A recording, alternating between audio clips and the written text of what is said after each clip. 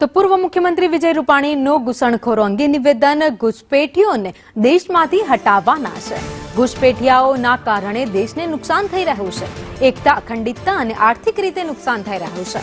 મમતા કોંગ્રેસે મત માટે ઘૂસપેઠિયાઓને નાગરિક બનાવ્યા છે। વિપક્ષની વોટ બેંકની રાજનીતિથી દેશને નુકસાન થાય છે। ઘૂસપેઠિયાઓ માટે દેશમાં કાયદા કડક બનવા જોઈએ।